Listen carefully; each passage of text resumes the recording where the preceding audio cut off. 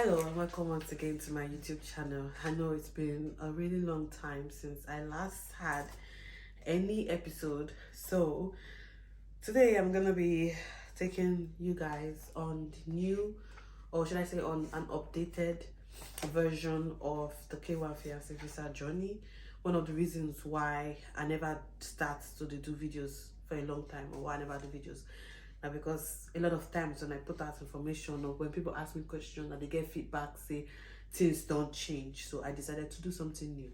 So I'm going to cut these videos into different parts like I did the first time I started my YouTube channel, and I will advise that you go and watch it every time, all the different parts, so that you can get a full collection of all the information I'm giving out. So usually when you apply for the K-1 fiancé visa, you're not the one that is applying, like your spouse they apply, so, or your fiancé. When your person apply, they will send you a notice of action 1. So for my time, now only one notice of action they send, and we need to call a notice of action when they call a receipt notice, but I found out that they've updated it and it's called notice of action 1. And that notice of action 1, it'll take 1 to 3 months, and it depends before then. If everything go well in 1 to 3 months, and remember this visa category, or this our immigrants category, as you take apply now, so you go take a response. It depends, basically it all depends. So 1 to 3 months time be the time frame where most people they get to hear something back from them. Then when you get your first notice of action, then you'll get your second notice of action in 13 months. And if you get that in 13 months, max, or 10 months, minimum of 10 months. So that's one that the approval, they call it approval notice, but now then they call it notice of action 2. Then RFE, this is called request for evidence. That is what RFE stands for. In case you see RFE and you don't understand, or you hear people talk about RFE and you don't understand, it means request for evidence.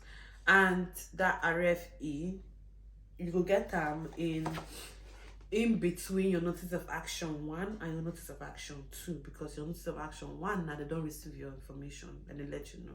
Why notice of action 2 now we don't approve you. So if they don't get enough information from you, or enough evidence, not you, but when I say you, your petitioner, you don't get enough evidence from the person, then we'll reach out with this RFE.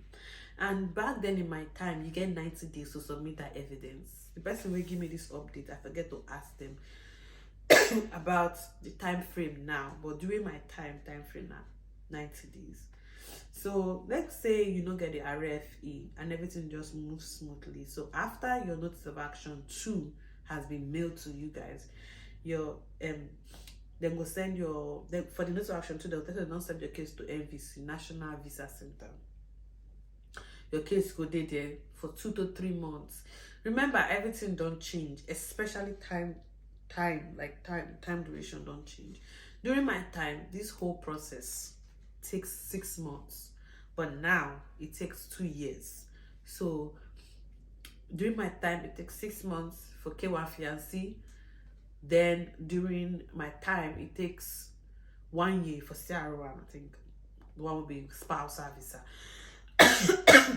Now, sorry, at the year saying now 2 years, according to this, that's what I get from my hand here.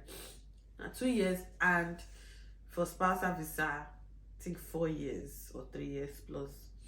So back to what I was saying before, the NVC stage, you will stay there for 2 to 3 months.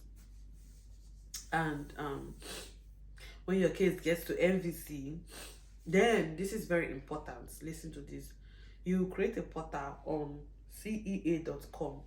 I will put the link to this video, and in case anybody wants refer to the website, maybe you're in the process, or you're about to join, or you get a person where you know where you need that, you let them know.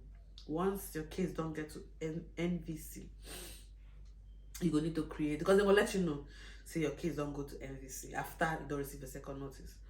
Then you go put your NVC number there. then you will need to call MVC to send you the number 3 weeks after you don't get your notice of action too. So this thing why this thing get on a notes, because the person they talked to me that we were on a meeting and I was just jotting down, so it might be convoluted. But basically what I'm trying to say here is, when you get your second notice of action, 3 weeks after, you go call MVC, make them give you your number. Then you could go create your own portal for CA.com, and then you go put in that MVC number there to create your account. And if you won't call the MVC after you don't get your approval notice, you won't call MVC to let them know, say, you know, you need your MVC number. You need to call them 3 a.m. Nigerian time. 3 a.m. Nigerian time. If not,